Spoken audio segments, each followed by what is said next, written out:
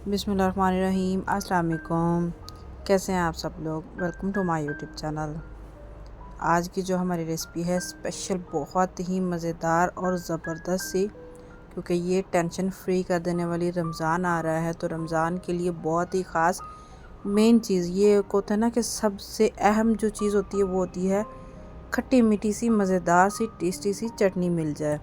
यानी समोसा हो जाए, पकौड़ा हो जाए, कोई भी शामी टिक्की, शामी कबाब, कुछ ऐसी चीज़ें मिल जाएं, कचौड़ी के साथ भी, हर एक चीज़ हर एक आइटम के साथ चलने वाली, जो कि बहुत टेस्टी और मज़ेदार सी। तो आज की जो हमारी स्पेशल और मज़ेदार सी चटनी बनने वाली है वो है अनार और इमली की चटनी। बहुत टेस्टी, कम चीज़ों के साथ बनेगी, इतनी ज़्यादा चीज़ों की ज़रूरत नहीं पड़ेगी, बहुत टेस्टी और मज़ेदार बन के तैयार हो जाएगी। तो बहुत टेस्टी और मज़ेदार से चटनी बनाने के लिए तो सबसे पहले मैंने ले लिया इमली मैंने ली है 250 ग्राम, यानी कि 1 पाव मैंने इमली ली है। और एक बड़े साइज़ का अनार ले लिया है, उसके जो दाने हैं वो काफ़ी माशाल्लाह बहुत अच्छे से निकल आए हैं। तो अभी हम इसका जूस निकाल लेंगे, पानी के बगैर इसका जूस निकालेंगे। बहुत ही अच्छा और मज़े की टेस्टी सी चटनी बन के तैयार हो जाएगी। तो इसका जूस मैंने निकाला है, जूस में तकरीबन थोड़ी सी कमी आई है, लेकिन लगभग तैयार हो चुका है, कम हो चुका है। तो यहाँ पर मैंने जो इमली है, इमली की जो पल्प था उसमें मैंने थोड़ी सी गुठलियाँ निकाल ली हैं और आधी गुठलियाँ बीच में छोड़ दी हैं। ये बहुत टेस्टी और मज़े की ऐसी चटनी बन जाएगी। अगर मेरे कहने पे अगर आप एक बार ट्राई करेंगे ना, तो मुझे यकीन है सबको बहुत ज़्यादा पसंद आएगी। तो मैंने सॉस पैन ले ली है, तो दोनों चीज़ें इसमें शामिल कर देंगे, साथ ही हम इसमें चीनी भी डाल देंगे। चीनी डाल के इसको पकने के लिए छोड़ देंगे।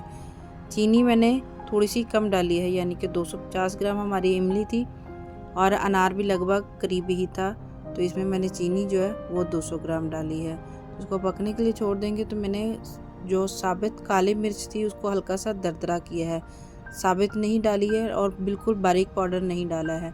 तो इसमें डाल देंगे और साथ इसमें डाल देंगे हाफ़ टी स्पून इसमें डालेंगे ज़ीरा और हाफ़ टी स्पून इसमें डालेंगे नमक और हाफ़ टी स्पून ही इसमें डालेंगे चिली फ्लेक्स।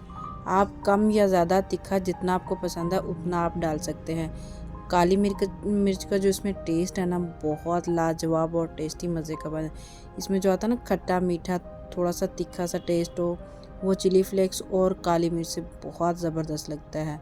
तो इसको पकते हुए तकरीबन 5 से 7 मिनट का टाइम गुजर चुका है और चटनी तकरीबन हमारी लगभग तैयार हो चुकी है।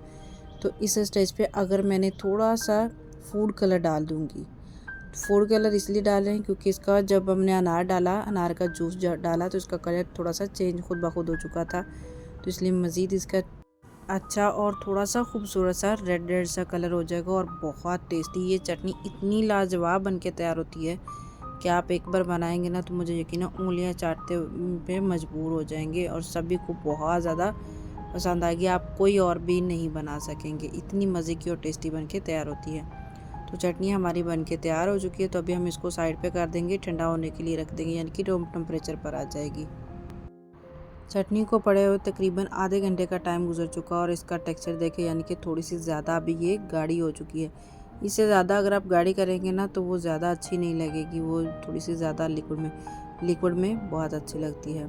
तो आप इसको सेव करके पूरे महीने के लिए बना के रख सकते हैं। आप किसी शीशे के बोतल में, प्लास्टिक में, लेकिन ड्राई होनी चाहिए, बिल्कुल भी उसमें पानी नमी कुछ भी नहीं ऐसी लगनी चाहिए।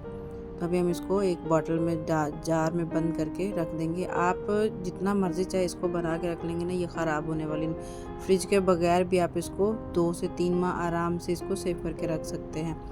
इस स्टेज पे अगर आपको मेरी वीडियो अच्छी लगी तो मेरे चैनल को लाइक, शेयर एंड सब्सक्राइब करना ना भूलिएगा। इतनी मज़े की और टेस्टी सी, यानी कि रमज़ान की आमद है, तो रमज़ान की आमद से पहले रमज़ान की तैयारियां तो बहुत ज़्यादा होती हैं, सब लोग बहुत ज़्यादा करते हैं। तो ये सबसे अहम और ज़रूरी काम होता है सबको, जो ज़्यादा चटनी पसंद होती है। तो चलिए जी, फिर मिलेंगे किसी नई अच्छी और मज़ेदार सी टेस्टी रेसिपी के साथ। तब तक के लिए अल्लाह हाफिज़, टेक केयर, दुआओं में याद रखिएगा।